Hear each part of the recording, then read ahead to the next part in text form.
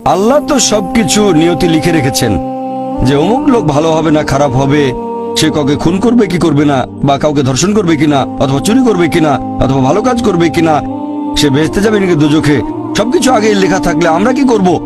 এখানে কার দোষ? যদি কাউকে খুন করি, আল্লাহ আমার কদরে লিখেছেন, আমি খুন করবো আর করে ফেললাম, এই দোষটা কার? দোষ তো আল্লাহর। তাহলে আমাকে দোজখে পাঠানো হবে কেন? আর এটা খুবই লজিক্যাল প্রশ্ন। এই প্রশ্নের উত্তরে বলবো, আমাদেরকে এই কদর বা নিয়তির ধারণা আগে বুঝতে হবে যে আল্লাহ সুবহানাহু ওয়া তাআলা আগে থেকে লিখে রেখেছেন একটা মানুষ কখন জন্মাবে, তারপরে সে কোন দেশে জন্মাবে, কখন মারা যাবে, কোন দেশে মারা যাবে।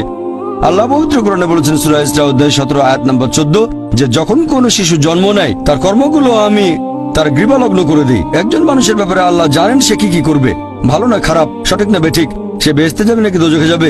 যে ধরেন একটা ক্লাসে একজন টিচার পড়াচ্ছেন 100 জন ছাত্রকে প্রায় 1 বছর ধরে, আর পরীক্ষা শুরুর আগে টিচার অনুমান করলেন যে এই ছাত্রটা এবারের পরীক্ষায় ফার্স্ট হবে, ফার্স্ট ক্লাস ফার্স্ট, এই ছাত্র পাবে সেকেন্ড ক্লাস, এই ছাত্র করবে ফেল। এটা আমি উদাহরণ হিসেবে বলছি। এর কিছুদিন পরে পরীক্ষা হয়ে গেল, প্রথম ছাত্র হলো ফার্স্ট ক্লাস ফার্স্ট, এই ছাত্র সেকেন্ড ক্লাস, আর ওই ছাত্রটা করলো ফেল। এখন আপনাদের প্রশ্ন করি, যে ছাত্র ফেল করেছে সে কি টিচারকে বলবে আপনি বলেছিলেন যে আমি ফেল করব তাই ফেল করেছি? এখানে দোষটা কার? টিচারের নাকি ছাত্রের? কার দোষ?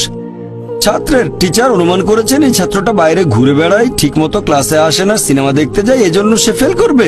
ওই ছাত্র মোটামুটি মাঝারি, এই ছাত্র খুব মেধাবী, অনেক পরিশ্রম করে, তাই টিচার পরীক্ষা শুরু হওয়ার আগে অনুমান করেছেন এই ছাত্র হবে ফার্স্ট ক্লাস ফার্স্ট, এই ছাত্র সেকেন্ড ক্লাস, ওই ছাত্র ফেল।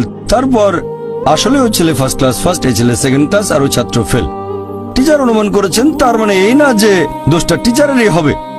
টিচার সবাইকে পড়িয়েছেন সঠিকভাবে, সমানভাবে। একইভাবে আল্লাহ সুবহানাহু ওয়া তাআলার আছে ইলমে গায়েব, তিনি ভবিষ্যৎ সম্পর্কে জানেন। কিছু জিনিস ঠিক করা আছে যে এই লোকটা জন্মাবে অমুক দেশে, জন্মাবে অমুক দিনে, আর সে মারা যাবে অমুক দেশে অমুক তারিখে, ইত্যাদি ইত্যাদি। তার পরিবেশ ধনী হবে নাকি গরিব হবে, তবে পছন্দটা এখানে আপনার। যেমন ধরেন 12 স্ট্যান্ডার্ড পাস করার পরে অপশন আপনার হয়তো ইঞ্জিনিয়ার হবেন, অথবা ডাক্তার হবেন, বা একজন আইনজীবী। এখানে পছন্দ আপনার, ঠিক করলেন আপনি হবেন ইঞ্জিনিয়ার। এখন আল্লাহ এটা আগে থেকেই জানেন যে 12 স্ট্যান্ডার্ড পাস করার পরে আপনি ইঞ্জিনিয়ার হওয়ার চেষ্টা করবেন, তাই আল্লাহ আগে লিখে রেখেছেন। ব্যাপারটা এমন না যে আল্লাহ লিখে রেখেছেন বলে আপনি বেছে নিচ্ছেন। যেহেতু আপনি এটাই বেছে নেবেন,